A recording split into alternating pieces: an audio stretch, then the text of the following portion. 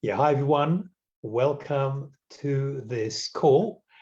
Really excited to have you here. Thanks very much for making the time. Come and watch us chat. And today I've got someone really interesting, super exciting. I've got Isabel on the call all the way from South America, a true digital nomad. We're going to be talking about traveling the world. We're going to be talking about SEO, and also we're going to be talking about driving traffic by being featured in other people's publications. So a full agenda. And yeah, without further ado, good evening, good morning, wherever you are, Isabel. And thanks very much for taking the time. That's a lovely dog you got there. Yeah, she's she likes the attention. Hi everyone. Yeah, I'm calling from La Paz, Bolivia, and it's 12 p.m. right now, Nice right in one. the midday. Yeah. Yeah, brilliant. So Isabel, can you tell us a bit about yourself? Yeah, sure. So I am a travel blogger. I started as a travel blogger. I used to just blog part-time while I work full-time. In 2018, I transitioned to becoming a full-time travel blogger. So yeah, I would call myself a digital nomad. And ever since the pandemic, I was home for a little bit in last year for the first half of the year. And then in October last year, so exactly a year from now, I left Singapore, where I'm from, to travel and work. Nice one. So let's talk about, in just a minute, let's talk about, sort of SEO and all these really exciting things. But before that, a lot of people love the idea of doing what you're doing, which is a digital nomad, because you get to see the world. So how does it work? I mean, like, do you have to do a little bit of work on the side just to support yourself, or is it all to, how does it actually work? Yeah.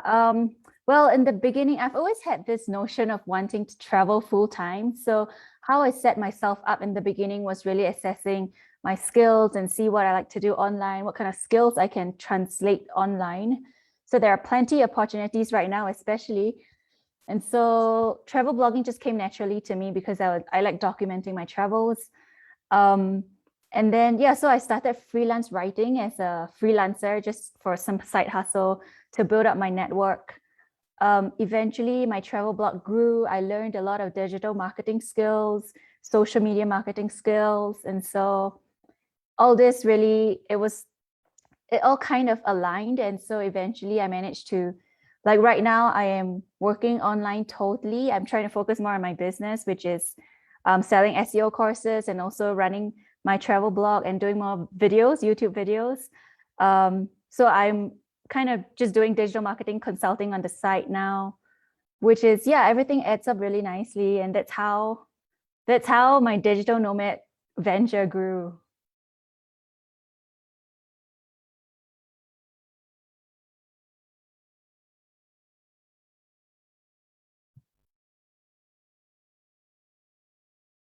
Okay, are you being Oops, I'm hearing you now. yeah, good. Yeah, no, Can I you think hear we me? had a bit of a glitch, but Okay. okay. So I think I kind of heard. What I heard is that you got SEO courses, and Yeah. you're a travel blogger, and there was Yeah. one or two, yeah, one or two other things. Yeah, Yeah. So but yes, you've got a little side business there. yeah, everything. I kind of spread my eggs around. And like my travel blog also gives me multiple sources of incomes, running ads and doing brand sponsorships. So that's a variety of online income there. Wow, that's amazing. So so if you don't mind me asking, like, how many hours do you need to work, and how many hours do you have to actually travel?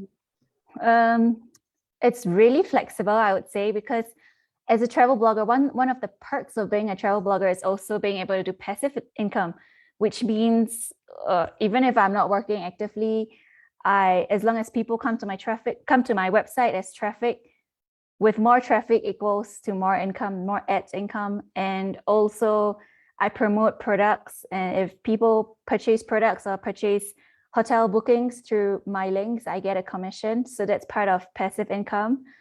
And so it's really hard to quantify how many hours I work, because I I try to, because as a digital nomad, I try to base myself a couple of months at one place so that I can at least focus on work a month and travel a month. So for example, when I was in I'm in Bolivia now. For example, when I was in Colombia, the past 2 months, I was there for exactly 2 months. And the first month was really about hustling and really setting everything right with my work. And then the second month, because I knew that I was going to leave Colombia already, so I really spent the second month traveling around Colombia. I try to target at least 40 hours a week as if I was working a full-time job, but it's really up and down. Like, for example, I just came back from a 3-day hike from Monday to Wednesday. So yeah. That's really quite amazing. So I guess in addition to your SEO skills, you're also a really accomplished blogger. So and really the interesting thing there is the fact that you've managed to monetize it, because I think, you know, anyone can start a blog and they can put the content in, but really where it gets interesting is how do we monetize that writing. And I think that's it, you've frozen again, but I think you've unfrozen now, so that's fine. Yeah. Yeah. You're back.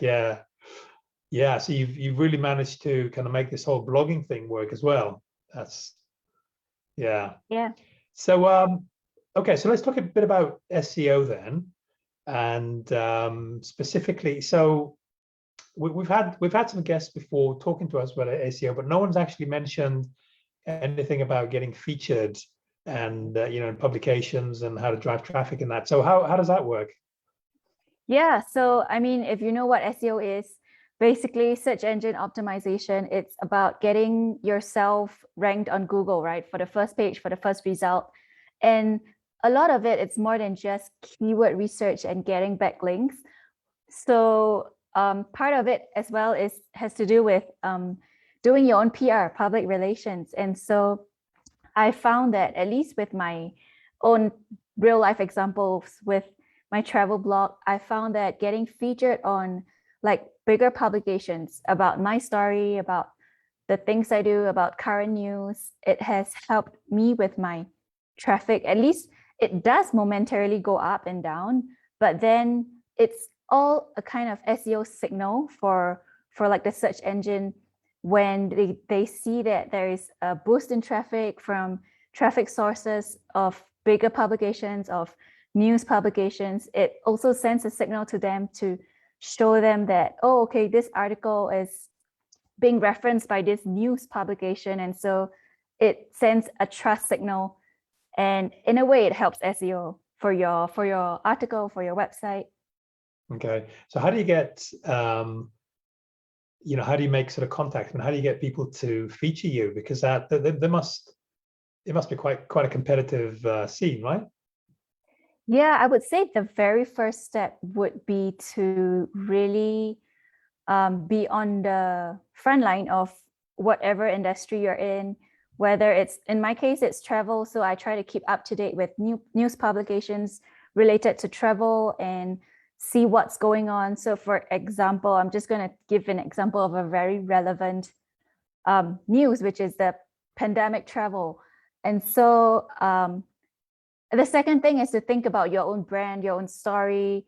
In my case, it's traveling during the pandemic when everyone is holed up at home and very concerned.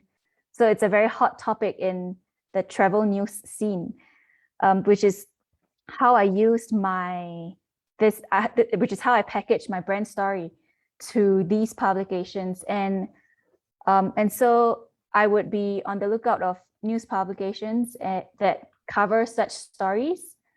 And from there, really go into reaching out and looking for specific news editors to pitch and sell my story, basically. Nice one.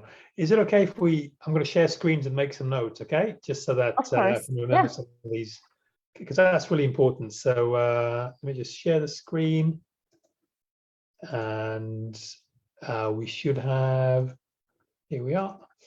Okay, good. So, right, so we're looking at SEO and getting featured in publications, right? Yeah. So what kind of publications do you go for? Like, did you have a sort of a kind of a formula that you use, for example, which, is it just online, offline? Yeah, different sources. So of course, if you have already a set of publications that you follow regularly, you can follow them. Otherwise, there are different platforms. For example, HARO, HARO. It stands for Help a Reporter Out. So Yeah. usually news reporters, they would put out a call out that they need a certain story angle. They need someone who knows about the Alaska situation, for example. And if something pertains to your story, pertains to what you know, if you're an expert in something, you can always respond to these reporters. And if they're interested, they'll respond to you. Another way is to go to Twitter, search on the hashtag PR request or journal request or blogger request. And sometimes you may be able to find something in there. For me personally, I do read the news. I keep up with the times. If I see somebody who is being interviewed for a similar story as mine, like if that person is traveling as a digital nomad, or if that person is traveling during the pandemic, if it's a similar story as mine, there's always the author bio, and I will try to reach out to that email address if possible. Nice one. Okay, so keep abreast of others in niche and sort of similar circumstances. And okay, actually no, keep abreast of others in niche, and then maybe just maybe synergize with them. Yeah, maybe so JV or synergize with them. Synergize. Okay, interesting. So hey, do you know the hero thing?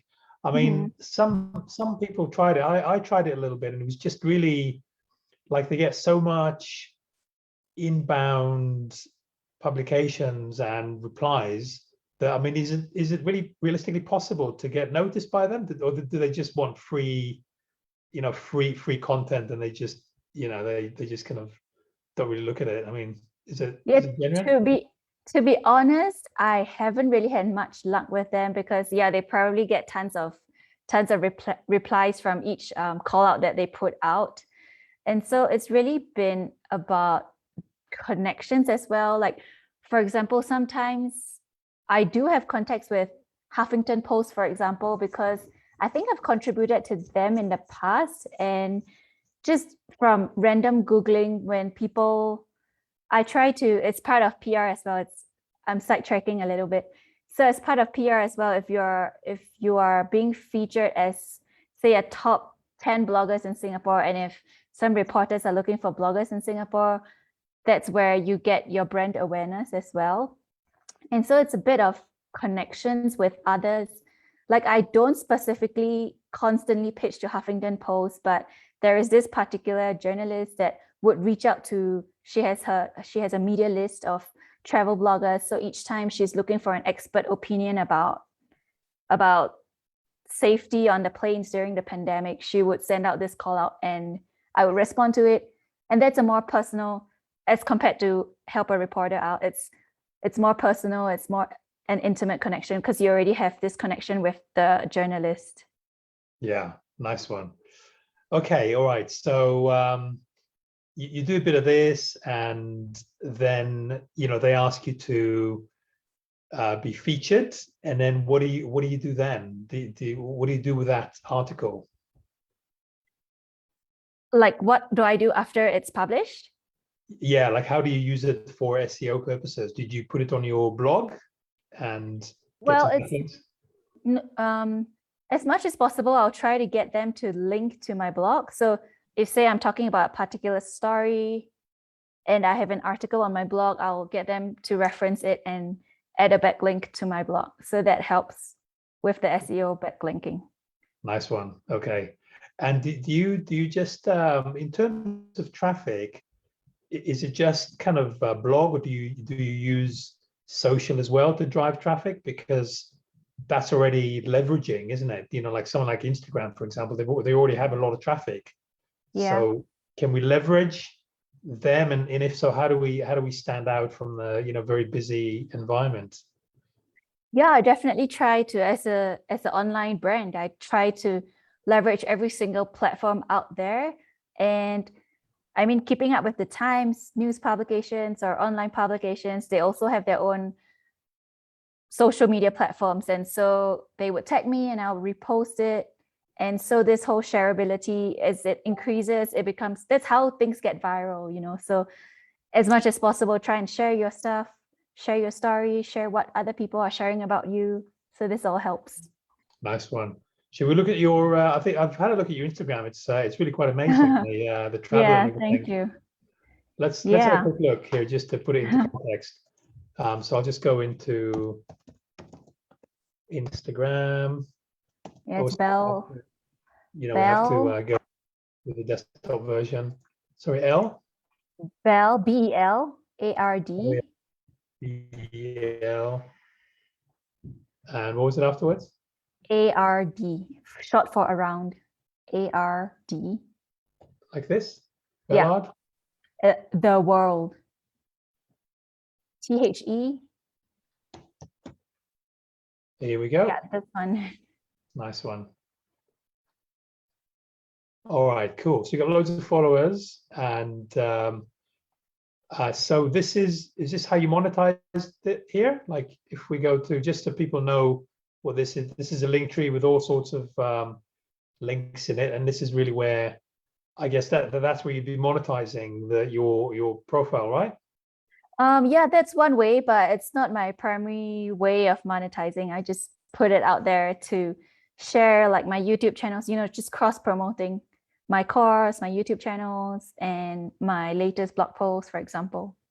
Yeah, but you're building your list as well, right? So yeah, so that's why I have this newsletter button.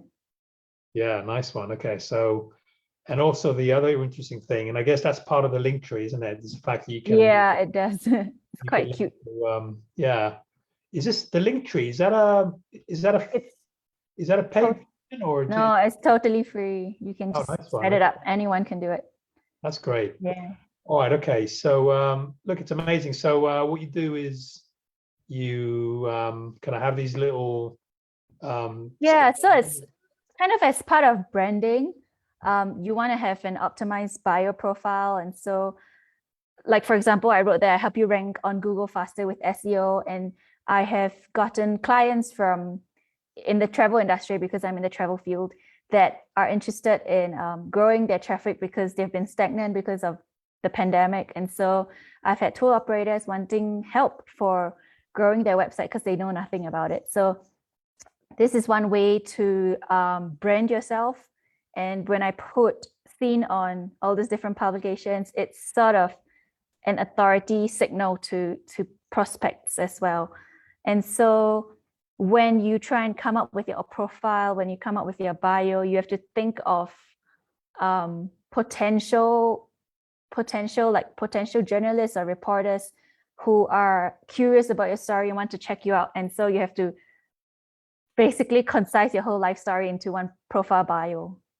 And yeah, so on top of that, I also have highlights to just show what I do as well. Like, for example, I have a press highlights just to show the different publications I've been featured on, and if people are interested, they can click on and scroll through the different stories. Nice one. So they're just to show the viewers what the highlights mean. So it's this kind of story. So that was a story to start with, and then it's being migrated onto a highlight, right? Yeah, that's right. Save it in the highlights so that it stays on more than 24 hours. Oh, nice one. Okay. In fact, it stays there permanently, doesn't it? Yeah, for as long as you keep it up there. Yeah, nice one. Okay, good. All right, so you get the highlights, and you're going to get the traffic, and you seem to have good engagement as well. That's really good. And I guess is that because you have like followers, like people kind of who, kind of like they kind of follow you around in your journey, or how did you build your following? Yeah, really, everything just happened organically. I wouldn't say I have the most engagement, to be honest, but everything's just happening organically. And my Insta story is where I am the most active and the most up-to-date, where I share my most up-to-date stories with my followers. And so I guess that's why people follow me. They want up-to-date stories, they want real life stories, they want to see pictures of my dogs or whatever. Yeah, nice one. Daily stuff, yeah. By the way, is that dog, do you like travel with it around the world, or is it your dog? Yeah. No, so I've got this really cool gig in Bolivia. The reason why I'm here is because I was on the platform called Trusted House Sitters. And basically they match travelers with house owners, and the owner of this house needed, pet sitters. And so I was pretty lucky. It's my first time doing this. Usually I would rent a place for a month at a time. Oh, right. Okay. Brilliant. Okay, Yeah. that's good. I mean, we a few years ago, we did a little bit of kind of house sitting for pets. It's a really good idea to travel. I guess that's another tip. It's one way. Yeah. Yeah, that's one way to do it. Yeah. All right, good. So what else can we talk about then SEO? I mean, what's the kind of the hot tip? So other than being featured in publications, getting some backlinks, if someone had their own blog and they had nothing, like for example, which platform would you recommend that people use? WordPress or maybe something else? What's the latest? Yeah, WordPress would be the default. Everyone's on WordPress, and it's also best set up for SEO. So it's one platform, the content management system, that I would recommend. And in terms of really getting a story out, I have a lot of students that sometimes they struggle with getting featured because they're like, oh, I'm just an ordinary person with a travel blog like everyone else. And so I would really get them to sit down and brainstorm their unique angle, their unique brand story as to why you stand out from other people. Maybe it's a particular personal struggle or an adversary you overcome, or a unique situation that you're in, and that's how I've managed to secure publications to cover my story, because I know it's really difficult. It's not as easy as everyone says. Nice one. All right, good. So, you need to come up with a platform with WordPress, and then you do a little bit of design, a little bit of content, you explore your uniqueness, and you put the content on there, and then what do you do after that? Yeah, once I hit publish, I have this platform called Missing Letter. I've recently discovered it a couple of months ago. It's really good because it pulls out the quotes from your blog article automatically with AI. And so you don't have to write every single caption. It just pulls out quotes from the blog for you. And from there, I'm able to schedule on LinkedIn, Facebook, Twitter, Instagram, if you choose. These are the 4 platforms available. And you can schedule your posts up to 12 months in advance. Wow. This is called Missing Letter? LETTR. Missing without the E. LETTR. Missing Letter. LETTR. Yeah. Like that? Yep. Wow. Yeah, I've jumped around with different social media scheduling tools, but I found this to be really, really a time saver because of how automatic it pulls out quotes and pictures from your blog, so I don't have to manually upload everything. Do you go with the paid version or the free version? Yeah, with the paid version, because I have signed up for a year. Okay, and you find that helps you, I suppose. Okay, so I did compare, because as a blogger, you juggle multiple hats. You have to, recently I'm trying to do more videos as well, so that takes up a lot of time. I have to edit my pictures after I come back from travels each time, and so there's so much to do, and that's why having social media scheduler do it automatically for you, it's really a time saver. Yeah, absolutely. Okay, and you mentioned videos as well. So how does that work? Did you just go on the smartphone, take a video and do a little bit of editing, kind of the... Yeah. Yeah? Yeah, Okay. that's what I do, just with the phone, basic stuff. Nice one. So, and then Missing Letter for scheduling. For scheduling, yep. So yeah, sorry, I was talking about how I've compared to... So before this, I didn't have a social media scheduler, and my Facebook page would be dead.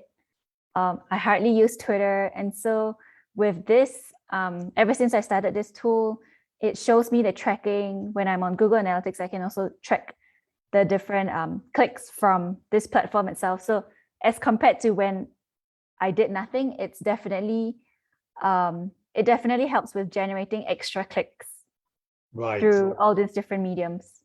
Oh, nice one. And that's this one, the missing letter. Yeah. The missing letter. So that helps you actually generate clicks and traffic. Yeah, because previously I would not have time to scroll on Twitter and Facebook and Instagram to upload posts every single day for multiple times a day. So yeah, nice one. Okay, good. So that it's interesting because it just shows that just putting your content out there is enough to an extent to be generating traffic back to your blog, because a lot of people are a bit skeptical. They think that they need to have a big following, but actually, just literally putting it out there is sometimes enough to get some traffic back. Yeah, definitely. Oh, nice. Brilliant. So you do that, and you videos on smartphone, you just post it. Any other tools? Well, when it comes to really about the writing, about the content, you also want to think about what people resonate with. So I found that, of course, I have travel guides, I have food guides, I have adventures I've been on, but what really is viral when it comes to like people wanting to read it is really your personal stories. Like, for example, I wrote about how I was confined in the airport for 24 hours. Like I was literally kind of locked up by the LA customs because they suspected that I was working on a tourist visa. And so that was like a shocking story, something not everybody encounters in their day-to-day life. And so think about the content topics that your audience might resonate with, or like a shocking story, and that could compound to even more news features. Yeah.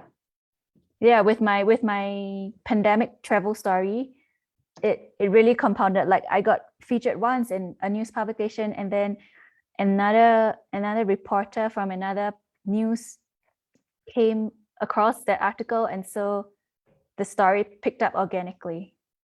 Oh, nice one. Okay. So show yourself. Don't be afraid to reveal yourself, even the stories of kind of mishaps, because that's flattering. So, but people love that. People, if everything goes according to plan, they just get bored. They like to see entertainment, adversity, don't they? Yeah. Okay, nice one. So, so you do that. So you find your uniqueness and a bit of personal story. You really reveal yourself, and you put it on a blog. You distribute it. You do some videos on your smartphone, and that's it. You pretty much got a business, right? Yeah, pretty much. I mean, it takes time to gain traction, but yeah, as long as you keep sticking to it, you keep sticking to your own brand, your own uniqueness, you show up, that should be key to success. That's true. And you've mentioned something here quite a few times during the call, and that's a brand. So you need to work on the brand.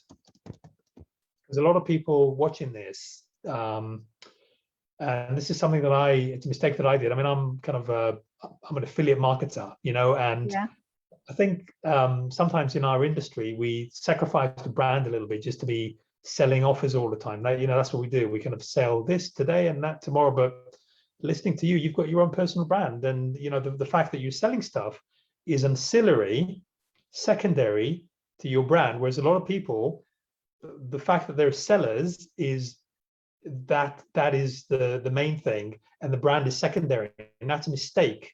Because your brand is your main asset in this business, isn't it? In the information business. So that's really interesting, and I think there's a bit of a lesson here for everyone. I think we all get kind of, as affiliate marketers, the thing is though, is that there's a lot of pressure because you get leaderboards, and you need to reciprocate for other people because when you launch a product, they mail for you, etc. So there is that. But sometimes we need to be maybe taking a step back and thinking long-term, 5 years, what is business about? And according to you, it's the brand. So I think that's really the biggest takeaway from all of this is, kind of what to work on and how you position yourself.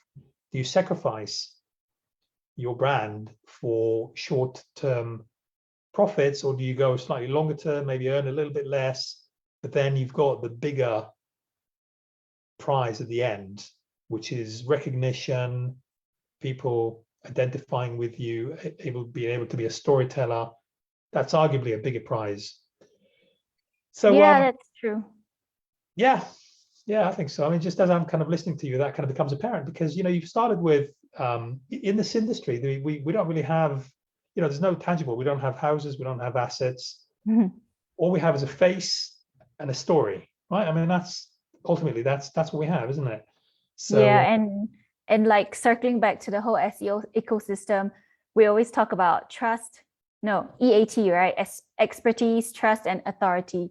And so you can get sidetracked with a lot of different business ideas on how to earn money online, but eventually, if you do want to set up your business long term, and SEO is a long term game. If you want to rank your articles, you've got to set it up like 6 months in advance. And so, like all these trust signals, it all comes together to show yourself as an authority in your field.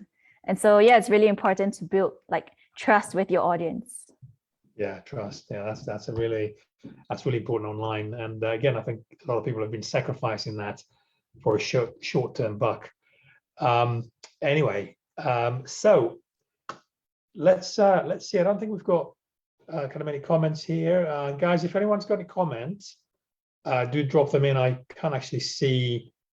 I always a bit of a struggle with my phone. But if anyone wants to find out more about you, if anyone wants to get their SEO done, if anyone wants any coaching on how to become a digital nomad or anything else, what's the best way to get a hold of you? Yeah, you can always drop me a DM on Instagram. I'm also offering a free SEO course called, so the URL is bellaroundtheworld.com/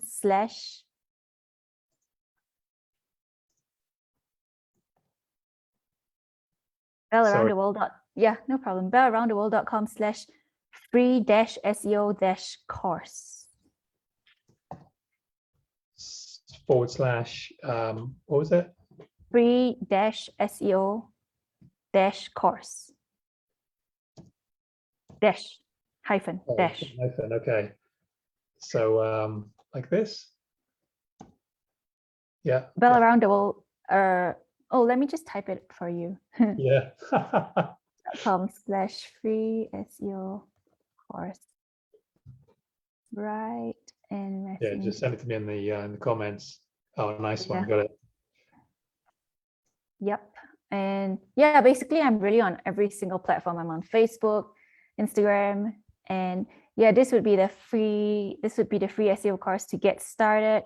If you are interested in really how to positioning yourself in front of news publications and get featured and grow your backlinks, I am also offering this specialized course called Digital PR, and it's all about getting more backlinks as well as positioning your brand story and really becoming an authority in your own niche.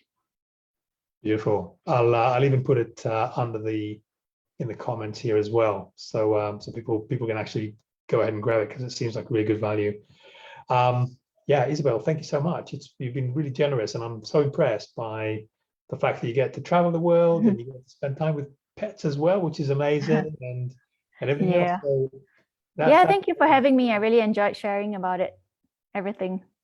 Nice one. All right, take care now. Have a great day. All right, you too. Bye.